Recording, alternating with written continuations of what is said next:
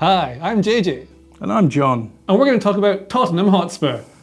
Hotspurs? Hotspur. Hots. Anyway, here they are, Tottenham Hotspurs or Spur. Now, they've lost 3 of the last 5, unless you're in the future, and that might have changed by then. But this is what the team generally looks like. And the question on everyone's lips, is whether they've been found out or not. Is Antonio Conte's style of football working? What's going wrong with it? So first of all, let's look, John, both you and I, at how Spurs play. Now, I think what Conte wants to do is plays in a 3-4-3 usually. Recently it's been more of a 3-5-2. Like that sort of thing, 3-5-2, that sort of thing. But what Conte wants to do is create chances in transition. So he wants his team to be hard to beat, nice and squashed together, so that it draws opposition teams out, which then creates space through the middle of them, but also in behind. And this space here, is what he wants to exploit, because then you've got players like, we'll get rid of Mura, we'll put in Kulusevski.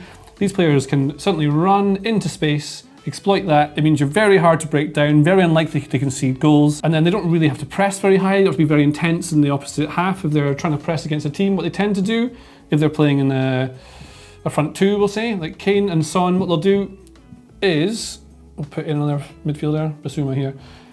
These guys will work as more of a block, so that the second line is the one that tries to win the ball. So when teams are building from the back like this, they'll split the centre backs, they'll have a full back maybe here, drop in their 4-3-3.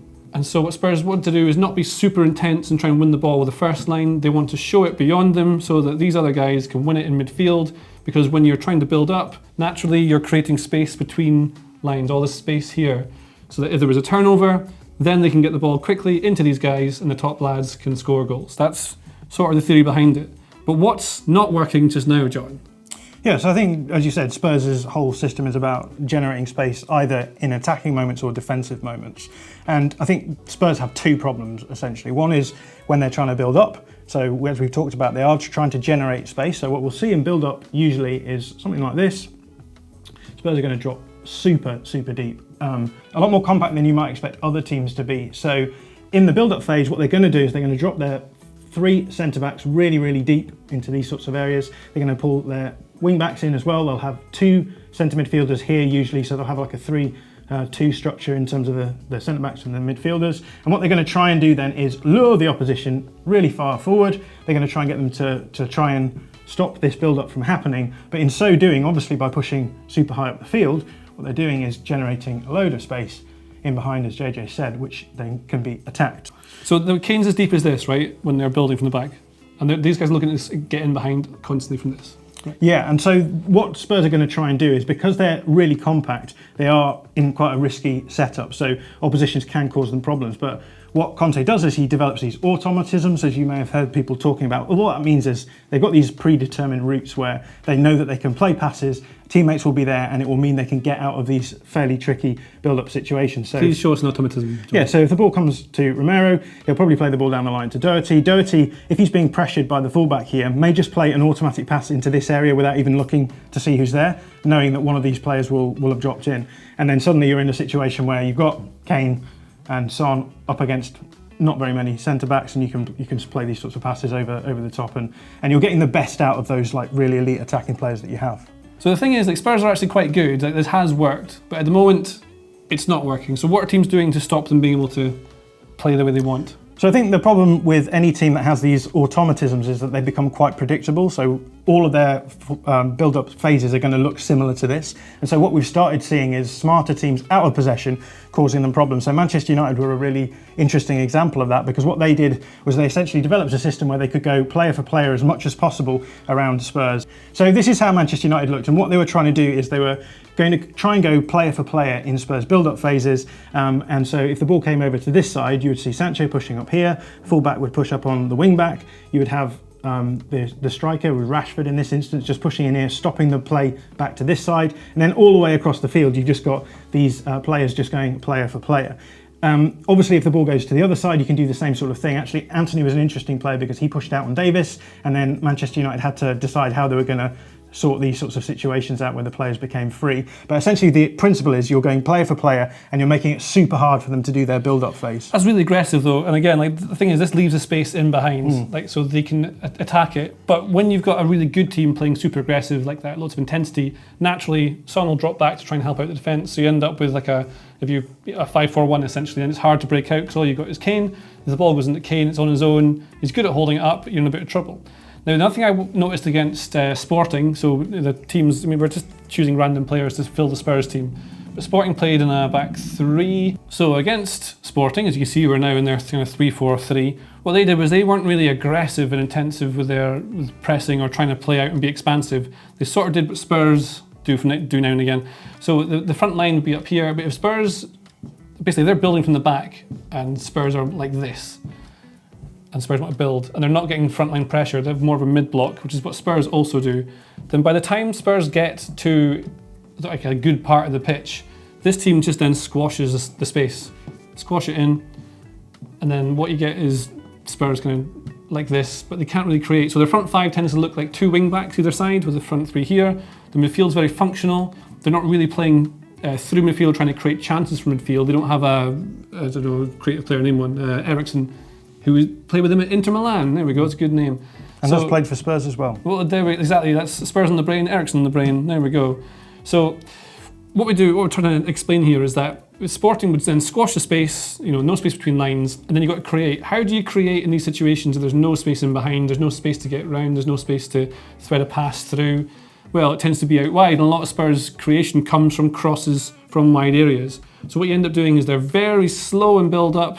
They're allowed to get up like this, so they get to these positions, and then there's this 1v1 with a fullback, very hard to score. You can create a mess with a drawing tool, but they're very hard to score or create chances with. You've got to work these sort of bits, they win the ball, then they're in trouble, they've got to reverse. So Spurs have to be very cautious not to turn over the ball, because their entire idea is about trying to score in transition. So this is where it starts to look a bit boring, because then you start passing it around and nothing's happening because they can't force it. And then one of the things, actually I can tell you, the goals they've scored, this is the problem with trying to create like this. These are the goals that Spurs have relied on, because it tends to be from like set pieces. Because when this isn't happening, you need to score a set piece. Because they're not letting you create space in behind, you need to score. So these are the last goals that Spurs have scored. A corner, a penalty, a fast break against Everton, but that's after they scored a penalty. So naturally, once you scored a penalty, the team starts to try and attack you and leaves that space in behind. And then against Frankfurt, an open play goal, a penalty, open play goal. Then Brighton, a corner. Arsenal, a penalty. Leicester, a corner. You get the idea. Lots of corners, lots of penalties. But if they take the lead first, it's easier for them to then play the way they want, because naturally you can then sit a bit deeper. Another team has to come into you to try and get back in the game. Yeah, so it's all about exploiting space, and I think the two problems have come from when they're trying to exploit space by building up deep at the back and generate space in the opposition half. If teams can actually nullify them in those situations, it causes a huge amount of problems for them. As you said, it is risky because you are leaving yourself exposed at the back, so it could be the case that Spurs still score in those situations. But then you have the other option, which is what we saw from Sporting, which is they're going to try and stop you from being able to exploit space because they recognise you've got an elite front three, particularly Son, Kane and Kulusevski, who are going to be able to just get into this space and cause you all kinds of problems. So what they've done is then just sat back, they've removed any sort of space and said, if you're going to score, you're going to have to do it yourself. You're going to have to generate chances against a really packed opposition. So two problems that are causing them problems, I think. But you can do it with amazing players. So this is the thing, that individual players can create things in a system like that. And obviously Kane's one of the best forwards in Europe. If not the world, is he one of the best in the world? Yeah, for sure. Son definitely is as well. Not maybe having his best season, but this is relevant actually, because if we look at what the other problems are for Spurs, if they have problems, again, they're third in the league, they're doing quite well, is that the first team is really good, but Conte needs that first team to play every single 3 days, or it's not as strong. Because you look at the bench, it's a bit weaker, especially with injuries. Charleston's injured, Basuma's taken a while to get used to it, Skip hasn't quite seemed to get into Conte's plans either. Kulusevski's a massive loss when he's not playing. He's probably, definitely one of their most important players at the moment, creates a huge amount of goals and chances even, so when he's missing, it's not ideal. And then your wing-backs, one of the most important positions in this whole system for Conte. Doherty and Perisic are not the best in the league by a long stretch. If you think how important Liverpool's fullbacks were back in the day, even now, Alexander-Arnold and Robertson were two of the best fullbacks in the entire world for a couple of years at least. I mean, they still are right up there. But when they don't have players at that level, suddenly you're relying on others. And when you're missing Romero through injury, Højbjerg through injury, if Kane's not on it, if Son's not on it, all these sorts of problems they could have because Kulusevski's missing, all of a sudden what you have is a weaker team. And so Conte has said they're at the start of a process and he needs time and, what do you call them, transfer windows to make it better. And this is the thing, because Conte is this is his first full season at the club. And it's the first time Spurs are really starting to spend money, bringing in players like Richarlison, people like that. So, I mean, he is challenging for the front three. So that's what you need, is when you buy players now, they're good enough to be in the first team, not just a squad player. And so it might take 2-3 years, well, not years, maybe windows, to make it like, Jurgen Klopp did the same thing, brought in 3 players a season to make them better. And that's the start of the process. But I guess the question is, John, will he get enough time doing it? Because if this style of play works, right, and they get results, but when it doesn't work, and they don't get the result, it's not amazingly fun to watch. Yeah, I think it's as we said, it's too predictable perhaps, and that kind of becomes a problem, because I think if you can do the build-up side of things well, then teams are going to sit deep, and then you're going to be breaking down low blocks, and then the question is going to be, do you have the quality of player to then break down these low blocks? And at the moment, I think Spurs are too predictable in their build-up, so they're having problems caused in that way. And in the instances where they are playing against teams who are sitting deep, they don't have the quality in every match to be able to break those teams down comfortably. And so the result is problems at both ends of the pitch. And because they're now a good team, because they're third, I keep saying they are third, it's good, it's fine, and the underlying stats are they're all right. The other thing is that other teams will treat them as a team who is good, so they'll sit deep naturally to try and go against them. Teams like Man United will go against them and be aggressive. So Spurs want people to be aggressive against them. Teams won't, because they know what the strengths are. The strengths are in transition and playing in behind, so they minimise the risk of playing in transition. So this team then ends up playing against a team really close and tight. They can't score the way they want. They're limited to their chance creation, and it starts to slow down. And that's the big problem Spurs have at the moment. That's what Conte has to solve. And we have solved it here, haven't we? I think so. I think probably this is the best video you've ever seen. And if you agree, you should subscribe to the channel twice. Do I point up here? No, it's below, and you should have probably seen that in one of the many videos that you've done and reviewed. It's down there somewhere. Is that right? Down there? Down there. Ignore John. Click the video. Click the video. Hopefully the editor will have edited this to stop now. If you like this video, please consider subscribing to the channel. The Athletic is home to some of the world's best sports journalists, including David Ornstein, Daniel Taylor, Ollie Kay, Amy Lawrence and Rafa Honigstein. There are journalists dedicated to each Premier League team, so every fan gets the coverage they deserve, not just the big clubs. And you can try it for free now for 30 days. See the link in the description.